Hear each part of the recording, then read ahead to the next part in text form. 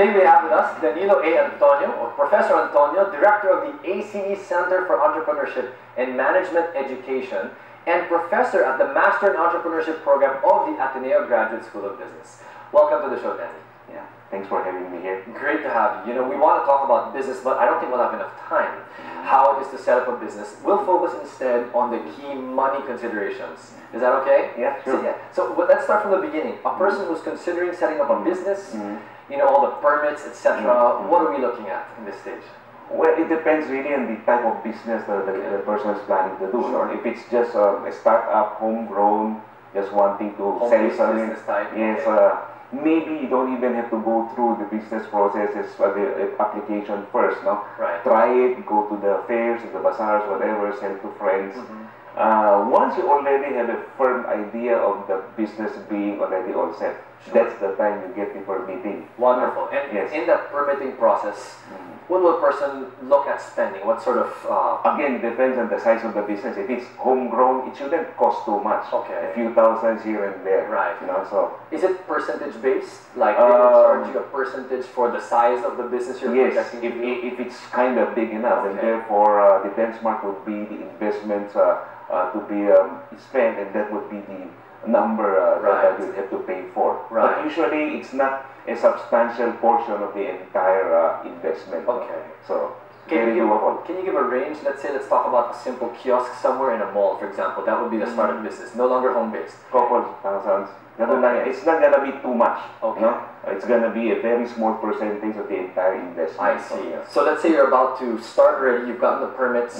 What would you say are the biggest other money considerations that a person should look at? Well, you're really already talking about maybe the fixed cost portion. In other words, if it's a booth, you have to figure out what the fixed investments are, you know, be a food equipment, right? Rental, would you say rental is a big consideration? Normally, it's part of the startup if it's in a mall, so you have to contend with having to pay advances and deposits, so X number of months rental. So that should be embedded in the initial cost. Yeah, and afterwards, you're really talking about having the working capital ready, and having the staff ready, so you have to at least pay for their salaries or their training. What would it look like now, let's say, in kiosks and rentals, in good malls?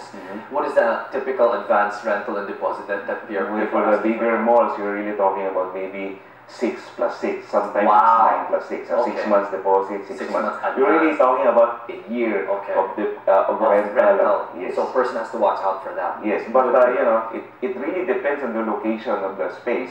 If it's in a big mall, well accessed with a reputable developer, then you'll be generally higher. And inside the mall, the primer your location is, then the higher the rental. As you get to the less prime locations, the rentals will be a little lower. So they need to find out that as well, no? Yes. What about percentage of sales? Is that a part of the rental arrangement that they should look at? For kiosks, a lot of the kiosk startup operations, they still would be charged fixed, no? Because the landlords also are not too sure how long they're going to stay.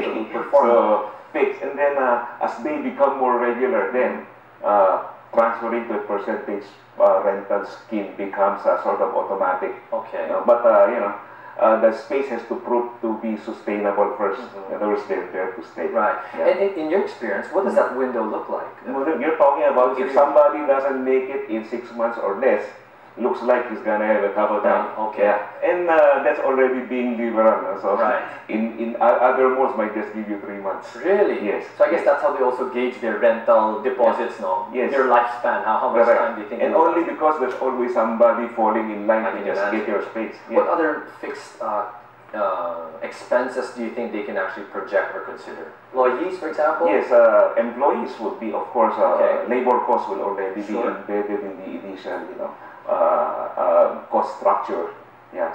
Do you have a general rule of thumb for people who are thinking about, I have a kiosk, how do I know whether I need 1 person, 2 people, what's the right salary to pay them? I mean, well, it depends. If he's already getting a franchise plan, the franchisor will tell him maybe they have a certain rule. No? Right. Now, if it's something that's started from scratch, normally something like that, my safest advice would be for the entrepreneur himself to be there. Saves on added personnel. Added personnel, and you get to really learn how the business Very is. good advice. Very good advice. Being in business cannot be theory. You have to really be right there. Exactly. Learning. Do you generally advise people who are considering business as an investment now, or OFWs, you know, people who have influx of money, rather than starting from scratch, even if they think it's a good concept, would you recommend to go franchise first? Or? It depends on the maybe the character of the person coming in. No, if he's already skillful enough to develop his own product, let's say she bakes good cakes, okay, then maybe she can only do it on her own. However, if somebody has no idea at all on what to do, but just have the money, then it's better to buy into an existing system. So the franchisor will give you exactly what to expect, how to do it right, and everything. So key considerations: rental, employees. What about emergencies? So same example. I've got this kiosk. I'm about to start. Let's say you are confident. You know the concept. What buffer should you have? The suggested buffer would be at least 20, 25, up to 50% of the original investment. I see. No? That would be a safe number. Right. Only because you never know what will happen. Okay. Projections and reality, they vary a lot. True. So you cannot just maybe count on what's on paper and just put enough money there. The most unfortunate thing is when you get started, it's looking good, and then suddenly you have no money for emergencies, then you're talking about wasting such a valuable business. Right. So better have contingencies already. What would the emergencies be like for a startup? The 25 to 50 would cover things like what you... Raw materials or whatever. Sometimes it might take quite a while to get your concept accepted, particularly if it's your own brand.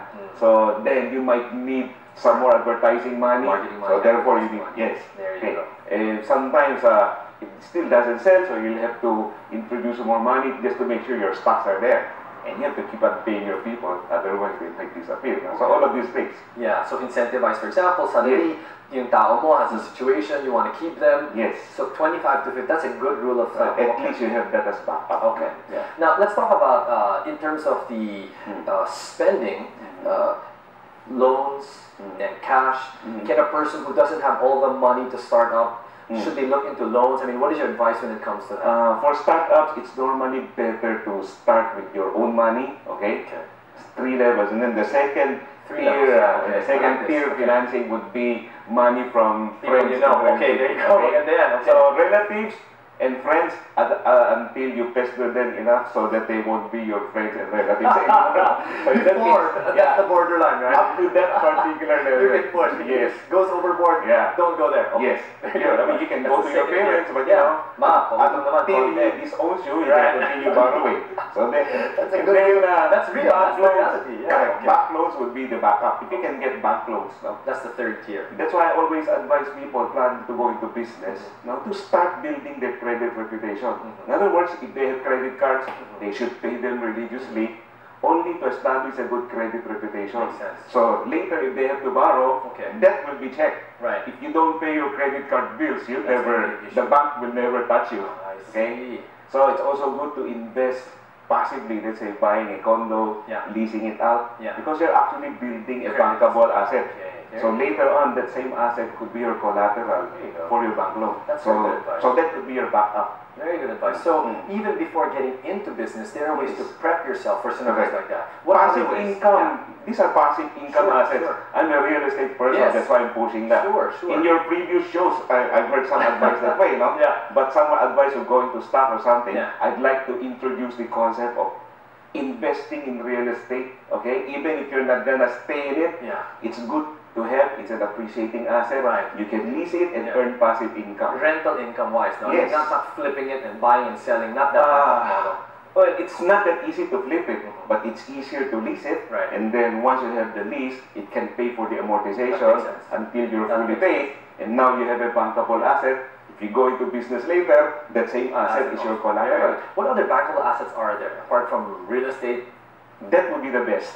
Okay. That would be the jewelry is also there, but you know they don't earn too much. Okay, so real estate and credit cards prepare you for. They appreciate though. Given the market right now, are there industries that someone with, let's put a figure, 1 to 2 million pesos, what would be a good industry to now penetrate? So Actually, that food they is could cover that? food is the best bet, no? Okay, changing concepts in food consumption. Fast food, sit-down food, or anything Fast in food? food would be better. Fast food. Kiosk type, no? QSR, Yes, okay. yes. Services, beauty products would be another. Okay, really? Yes, because people always want to look beautiful in this country, no? Okay. Yeah, so it's essential already. Okay. Third would be going into accessories, whatever. So you know, Look after accessories them, related to earrings. maybe you know, computer bag, cell phone, whatever. I mean, all of these Right. gadgets that go hand in hand with what people carry these days. No? Wonderful. These are good startup, and with $1 billion, you can do plenty already. Okay. Yeah. People have asked us constantly, is it okay that I start a business but I won't run it? I mean, earlier you talked about the wisdom of running it yourself, having you as the main employee. But if people just don't have time, would you say it's an option? Well, in that case, passive investment lang yan, no? In that case, you know what you're getting into. Your money gone, somebody running it for you. No, if you trust the person running it for you, then it's good. But you see, if you go into small businesses like this, you should have the total mindset. So you should be there, learn the tricks, so that later on you can expand. Learning by doing. Learning by doing. There's so much information you can get here, and I'm sure viewers will have some for you. So Yeah. we're going to take a break and get to that. Is that okay? So right now we just have to take a short break. Keep it here on The Money. We'll be right back. Professor at the Master in Entrepreneurship program of the Ateneo Graduate School of Business. And of course, Melissa Hecule is with us to answer your money questions. Hi, Mel. Hi, Edric. Hello, Professor. The first question comes from Martin, who says, I want to start a car wash business in Makati, but I'm not sure what fees I'll have to pay and which government departments I'll have to deal with. I've heard from other people to expect to pay extra money to the police and fire department. Is this true? If so, how much do I budget for those extra expenses? Speaking of. Well, actually, you have to get barangay clearances. No? So, Okay. So there's a place for you to do business there. So it's one thing. Now, about the police and the fire people, let's just say as a corporate, as a citizen now doing business, which relates to the community, you have to really deal with the police anyway and the firemen. You know? So I won't call it anything else but representation money. In other words, you're trying to be good to everybody you have to do business with. No? You have to be good to your marketers so that you can sell later. So, you know, it's one of those things. Okay. I won't consider it as negative because you don't want to be doing business and with everybody else not too much supportive of you. Of course. So it's good to have them on your side. And you know, we give Christmas gifts anyway, so it's just early in the game. True. How much representation money should you put aside? Actually, it also depends on the size of your business. Obviously, if you're only a small business, nothing much is also expected of you. So you see, firemen, policemen, they also need some budget compared to what they already have to do their jobs. No? That's why there are business organizations who even make it a habit to support local police and local firemen, just so they can do their jobs better. So look at it from that point of view, more than anything else. Do you have to install certain, I don't know, I suppose certain systems into your place of business to make sure that, you know, they are satisfied? Yes, yeah, we have to comply with what the regulations tell you, like, you know, enough fire exits here, fire extinguishers there, whatever. So, and we normally ask their advice on what to do with it. Right. They give you the proper advice anyway. So, Daniel, what about PR? I mean, for example, could he just say you get a free car wash every month, for example, right? That could be the way to build the relationship in the community with if you're a restaurant, right? why not also give them a round of drinks or meals? I like his perception of building the community, building a relationship. Because they can always expect you to give it for free all the time. Yeah. And they might even bring in plenty of other people. Yeah, right. That's what you call, you know, building up the marketplace. So, you know, having them on your side makes your business prosper faster, actually. Right. Luis says, I'm looking at opening a small cafe, and I've heard there are extras I'll have to pay on top of the usual fees. Is it ever possible to start a business here without having to grease a few wheels? Well, again, it's a point of view. No? In other words, if it's an eatery, there are more requirements, no? Sanitation, whatever, all of these things. These people who issue permits and everything know already what's proper. So, you know, if you get on their good side, they'll give you a good idea on how to do it properly. Okay? And again, it's part of representation. That's what. What percentage of your budget should you allot for representation? It's really not too much. You know, like in normal businesses, you're talking 1-2% of your expected sales, no? So that's why it's benchmarked against what you're gonna make. So if you make plenty, the 1% could be a lot. And is this Okay. Is this annual, monthly? Actually, as you go into a more relationship with them, the curve goes down.